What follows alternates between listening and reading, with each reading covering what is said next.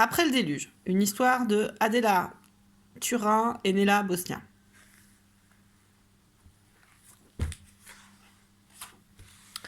Avant le déluge, la famille Radeville vivait dans un modeste trou entre la cuisinière et le garde-manger d'un appartement confortable situé dans les beaux quartiers.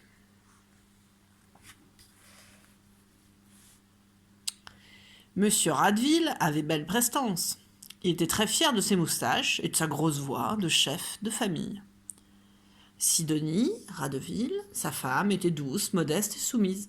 Elle passait son temps à astiquer, à ranger, laver, cuisiner et s'occuper à la perfection de ses enfants, de ses fils Totor, Tamerlan, de ses filles Mirabelle, Mouchette, Meringue, Mercurial et Miline.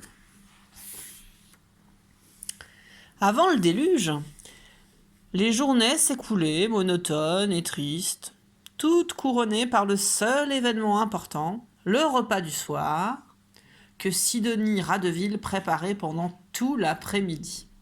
Monsieur Radeville était très gourmand.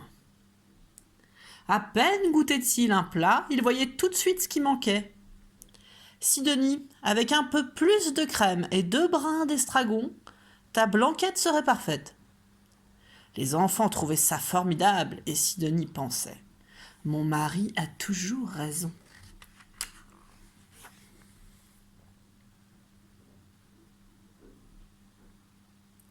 Après le dîner, Radeville aimait raconter ses belles aventures de jeunesse.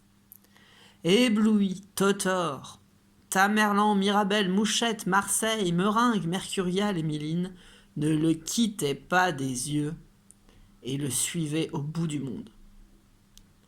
Les mystérieuses pyramides d'Égypte qui n'avaient plus de secret pour Radeville, les cales des bateaux dans lesquels il avait tant de fois fait le tour de la terre, et sa fameuse histoire dans la vie de sainte d'Istanbul. Et ce premier pas aussi caché sur la Lune, caché dans la botte d'Armstrong, et aussi sa rencontre terrifiante avec un chat énorme sous les combles de l'Opéra de Paris.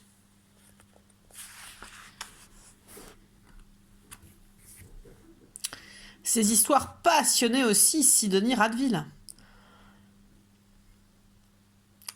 En plus, il y en avait toujours de nouvelles. Mais voilà, elle n'avait jamais le temps de tout écouter. La vaisselle l'attendait. Elle s'y mettait sans faire de bruit, car si par malheur un couvercle tombait, Radeville arrêtait immédiatement son histoire et les enfants grondaient. « Maman, tu vois bien que papa parle !»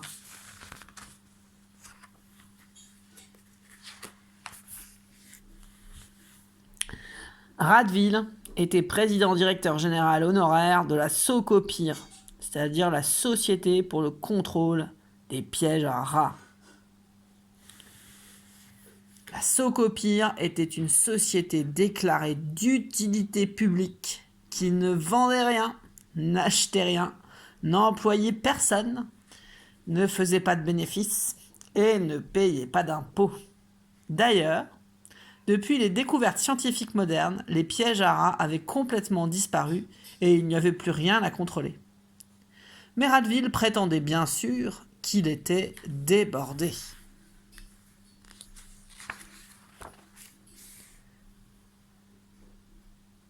Avant le déluge, Radeville, déjà énervé, partait chaque matin pour son bureau, un trou sous l'escalier au 2e étage de l'immeuble d'en face. Et tous les soirs, avant le déluge, fatigué de ne rien faire, perdu dans ses soucis, Radeville rentrait à la maison. Sidonie lui demandait invariablement « Comment va ton travail, mon chéri ?» Et invariablement, Radeville répondait par un grognement décourageant et prenait son air le plus épuisé. Ce qu'il voulait, c'était d'abord la paix, puis son journal, ses pantoufles, les nouvelles à la télé, du calme, de l'ordre, des enfants sages comme des images. Son apéritif, ses cigarettes et naturellement son dîner. La vie s'écoulait doucement chez les Radeville. Le soir, dans leur petit lit, les enfants rêvaient de prodigieuses aventures de Radeville et s'endormait béat en pensant « Mon papa est vraiment un grand rat ».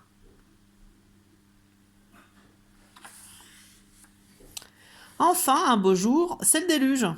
Il faut l'avouer. D'abord, ce fut horrible. Un tuyau crève juste à côté du trou et en quelques minutes, des vagues déchaînées dévastent le foyer des Ratteville. Les petits lits, le buffet, la cuisinière et même le fauteuil de Ratteville, tout est emporté. C'est la panique. Où est donc papa ? Papa est à son bureau. Sidonie toute seule sauve ses 8 enfants en les hissant sur une table renversée comme sur un radeau.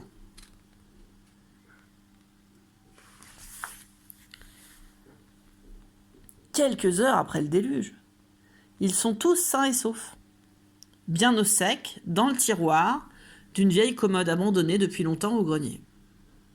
Le soir même, il y a déjà 8 petits lits improvisés et une bonne soupe cuite sur le feu.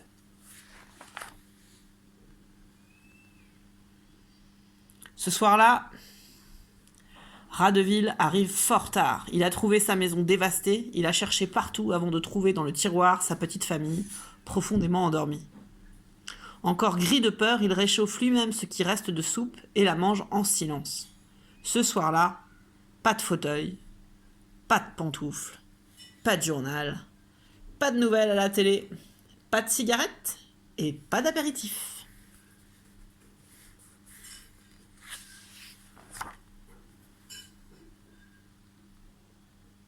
Peu à peu, la vie reprend dans le tiroir.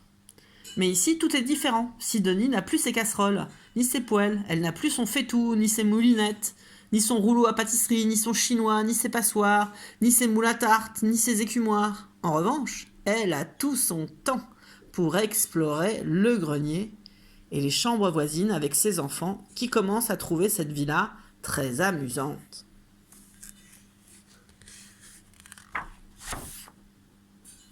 Après le déluge, c'est l'aventure. Il rencontre des chiens, des chats et même des oiseaux. Il court d'une boîte à un panier, d'une chaussure à un vieux jouet.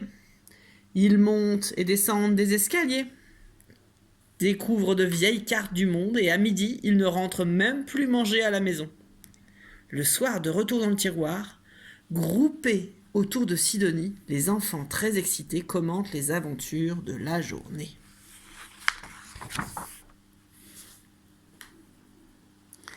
D'une expédition dans le coffre à jouets, il ramène une guitare. Sidonie achète aussitôt la guitare en 12 leçons et en 3 jours, elle et Marseille jouent comme des artistes. Totor et Tamerlan se découvrent de gentilles petites voix de ténor. Mirabelle et Mouchette, les jumelles, apprennent à danser les claquettes et du tiroir, on entend monter des échos d'opéra et de concerts.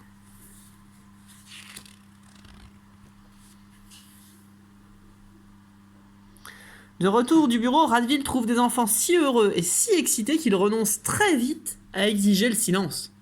Comme ils renoncent à la télé qu'on n'entend plus à cause de la guitare et des chansons. Il n'ose même plus parler de ses pantoufles, emporté par l'inondation. Mais il n'arrive pas à renoncer au bon petit plat devenu si rare. Alors, il se met à la cuisine. Il recommande ses recettes avec obstination. Chaque plat réussi est un triomphe. Jamais la cuisine de Ratteville ne sera aussi bonne que celle de Sidonie. Mais comme il n'a pas perdu toutes ses habitudes, il est impossible de l'interrompre quand il commence à raconter ses prouesses culinaires. Alors les enfants se défilent en soupirant. Ouf, le voilà encore avec ses histoires. Et voilà. L'histoire d'après le déluge. Sacrée Sidonie, hein. Sacrée maman.